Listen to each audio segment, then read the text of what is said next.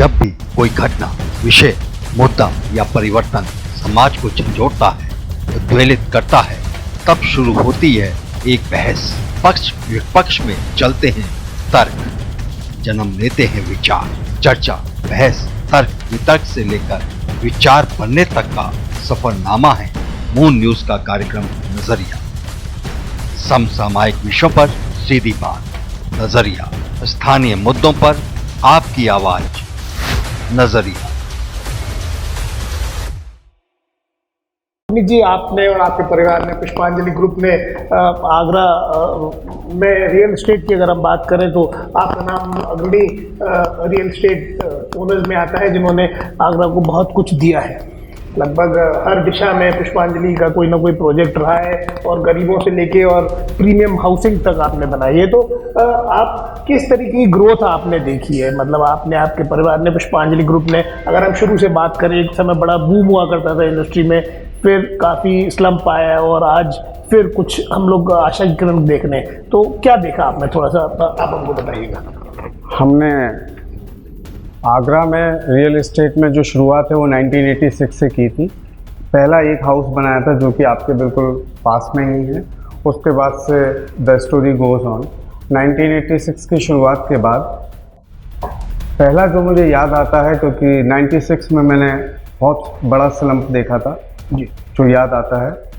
उसके बाद जो मैंने रियल एस्टेट को समझना शुरू किया, जब से मैंने देखना शुरू किया, वो 99 का या 98 का ईयर था। बाई चांस की बात है, कुछ किस्मत भी साथ थी। जिस समय से मैंने देखना शुरू किया, 2000 से रियल एस्टेट किस तरह से ऊपर भागा है जी, ना सिर्फ आगरा में बल्कि पूरे देश में, आप सबको पता है। तो रियल एस्टेट को अगर हम समझें, बात करें, तो हमें ये समझना होगा कि भारत सरकार की जो नीतियां हैं आज की डेट में रियल एस्टेट को लेकर, वो बहुत अच्छी हैं, लेकिन शायद उसको इम्प्लीमेंट करने वाले अधिकारी अथवा जो भी लोग इसको देखते हैं, उनको ये समझ नहीं आ पा रहा कि किसी भी नए कानून को इम्प्लीमेंट करने के लिए उसकी जो तीव्रता है, इंटेंसिटी है, वो कब कितनी रखनी है। जैसे पिछले 50 साल से रियल एस्टेट अव्यवस्थित रूप से बढ़ता जा रहा है। एकदम से 2014 के बाद से आपने उसके ऊपर बहुत प्रेशर के साथ लगाम लगानी शुरू कर दी। तो जो इतने साल से लोग चलते आ रहे थे, भले वो बिल्डर्स हो। अव्यवस्थित से क्या मायना है आपका? मतलब किस प्रकार अव्यवस्थित था? कई चीज़ों का, जैसे रेरा की हम बात करें जी, तो रेरा जो है नए प्रोजेक्ट्सों पर तो बिल्कुल लागू होना चाहिए था, लेकिन जो प्रोजेक्ट्स पुराने चले आ रहे हैं उनको भी आपने उस दायरे में रहा। तो इस तरह के कई सारी चीज़ें हैं। रियल एस्टेट को मैं मानता हूँ साहब कि प्रत्यक्ष रूप से ये जितना बड़ा रोजगार हमारे हिंदुस्तान को देता है, अप्रत्यक्ष रूप में ये उससे 10 गुना रोजगार देता है। सीमेंट है, स्टील है, बहुत सारी चीज़ें जी जी। और जितना मैंने पैरोगेटिव देखा सरकार का 2014 के बाद इसको लेकर नेगेटिव का, तो वो ग्रोथ नेगेटिव तरीके से रियल एस्टेट को लिया गया। बड़ा प्रोजेक्ट्स को लेकर बहुत सारी चीज़ें हुई, या कई बिल्डर्स को नेगेटिव लाइमलाइट में किया गया सर। ये पुनीत, अगर हम आगरा की बात करें तो यहाँ बेसिकली रियल एस्टेट को क्या क्या परेशानियाँ झेलनी पड़ी? हाँ। देखिए, आगरा की पर्टिकुलर अगर मैं मूल रूप से आगरा की बात करूँ तो यह हमारा पश्चिमी उत्तर प्रदेश का एक शहर है आगरा, जिसमें कि जितना मेरी समझ है, रियल एस्टेट ने जितनी छलांग या ऊंचाई देखी है शायद किसी और सेक्टर ने नहीं देखी। और आगरा में जो परेशानी की बात करते हैं तो साहब, आगरा में किसी भी प्रोजेक्ट से संबंधित एक परेशानी ये है कि सरकार के द्वारा किसी भी प्रकार के अप्रूवल पर, भले वो एडीए का हो, भले वो रेरा का हो, या भले वो किसी भी चीज़ का हो, किसी की कोई टाइम लिमिट नहीं है जी। इससे जो प्रोजेक्ट है वो 2 महीने, 4 महीने, 6 महीने, 8 महीने डिले होता जाता है, जिससे कि बिल्डर की जो छवि है उसके ग्राहकों में और उसकी आने वाले ग्राहकों में बड़े उससे आती है। ये एक क्वेश्चन बेंचमार्क सरकार को सेट करना होगा कि ईमेल जिस दिन आया 15 दिन के अंदर उसका निस्तारण क्यों नहीं हुआ, उसमें क्या कमी पाई गई, और उस कमी जवाबदेही होनी चाहिए। जवाबदेही नहीं कहूँगा, स्ट्रिक्ट तरीके से 15 दिन बाद कार्रवाई की संस्तुति की जानी चाहिए कि या तो आप ऑब्जेक्शंस को क्लियर करिए या फिर इसको निस्तारण करिए। बिल्कुल बिल्कुल आप सही कह रहे हैं। पुनीत जी, एक लंबे समय से आगरा में कोई बहुत बड़े प्रोजेक्ट्स हमको लॉन्च होते हुए नहीं देखे। कुछ आपने किए, कुछ शौविक जी ने, कुछ संजय जी ने द्वारा कुछ किए गए छोटे, लेकिन एक जो बड़े प्रोजेक्ट्स की बात होती है वो हमें आगरा में एक बहुत समय से देखने को नहीं मिले। क्या वजह है? आगरा में बड़े प्रोजेक्ट्स इस समय नहीं आ रहे हैं। इसका बहुत मेजर इशू ये है, जो मैंने आपसे पहले भी डिस्कस किया था, कि जब भी कोई बिल्डर प्रोजेक्ट लगाने जाता है तो उसे 36 तरह के NOCs और वो तो सभी जगह होता है पुनीत जी। हाँ, मैं वही तो बता रहा जी, हूँ। जी। तो जब सब जगह होता है तो वहाँ पर एक प्रोसीजर है, चीज़ें तुरंत से हो जाती हैं, सॉल्व हो जाता है। यहाँ पर नहीं होती।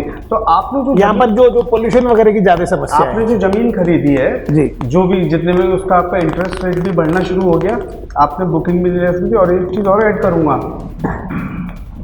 किसी भी तरह से कोई भी परचेज करने वालों की कमी नहीं है आगरा में। मुझे लगता है सैटेलाइट टाउन है, फिरोजाबाद वाला भी यहाँ आता है, मथुरा वाला भी आता है, सब आते हैं, तो पैसे की दिक्कत नहीं है। लेकिन उसके लायक एक उतना सुंदर प्रोजेक्ट, जिसमें ये अब मैं हाई कैटेगरी की बात कर रहा हूँ जी। बाकी बजट लेवल पर भी क्या प्रॉब्लम है वो भी मैं बताना चाहता हूँ। आगरा का जो डेवलपमेंट है सिर्फ 2 ही रोड पर है, एक MG रोड और एक फतेहाबाद रोड। जब भी आगरा के डेवलपमेंट की बात दिखाई देती तो वहीं पर ही लीपापोती। तो ये फिर क्यों नहीं है, मतलब हाँ। ये आप लोग क्यों नहीं, जैसे आप लोग सब मिलके, आपकी संस्थाएं भी हैं, क्यों नहीं हम लोग आगरा के विकास के लिए, आगरा के सुनियोजित, वही मैं बात कर रहा हूँ, तो डेवलपमेंट है ही नहीं या कहीं फोकस और है ही नहीं, तो नेचुरली आदमी इधर ही चाहता है कि सबको यही मिल जाए। वो अब सब जैसे इंदौर है, मैं एक एग्जांपल दे रहा हूँ जी। इंदौर के बारे में जब भी मैं पढ़ता हूँ, सुनता हूँ, तो और आगरा की स्थिति को देखता हूँ अपनी, तो एक सोच आती है कि बिल्कुल। क्यों इंदौर भी तो हमारे देश में है, मध्य प्रदेश बहुत में, अच्छी ये क्यों नहीं हो सकता?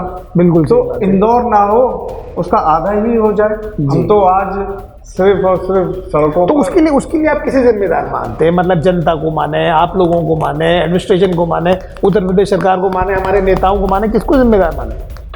जो मेरे ख्याल से जिम्मेदार हैं इस चीज़ के लिए, गवर्नमेंट अथॉरिटीज सबसे पहले, वहाँ के जो अधिकारीगण हैं जिनको कोई मतलब नहीं है, उससे भी सबसे बड़े जिम्मेदार हम लोग हैं, जो जनता है, क्योंकि हम लोग भी सिर्फ अपना प्रेशर काम नहीं को बना सही कह रहे हैं। उम्मीद जी, आप युवा हैं और जो एक नया कोई अपना व्यापार शुरू करना चाहता है, कोई युवा है, क्या आप उसको एडवाइस करेंगे कि रियल एस्टेट व्यापार में आना चाहिए उसको? रियल एस्टेट व्यापार जो है रियल है, तभी इसका नाम रियल एस्टेट है। जी। इसको आप महसूस कर सकते हैं हृदय से, आत्मा से, मस्तिष्क से, अगर आप उस कैलिबर के हैं।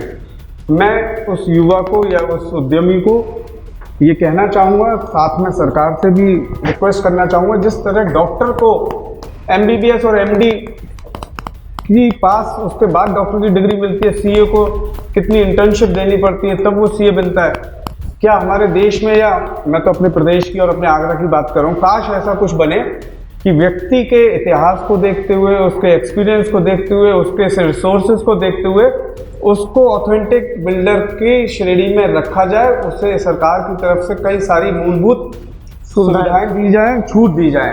और साथ में आपका जो मूल प्रश्न था कि उस उद्यमी के लिए आपके पास अपना पैसा होना चाहिए, आप छोटा सा कॉमर्शियल बनाएं या छोटा सा रेजिडेंशियल बनाएं, उसको पूरा बनाइए, ख़त्म करिए, सुंदर तरीके से मकान, हवा, पानी, पार्क और आज के युग का अंदर का इंटीरियर बनाइए। दुनिया की कोई ताकत नहीं रोक सकती आपको बहुत सफलता पाने से। ये छोटा सा मूल मंत्र है, जो आपके हृदय को पसंद आएगा वो खरीदने वाले को भी पसंद आएगा।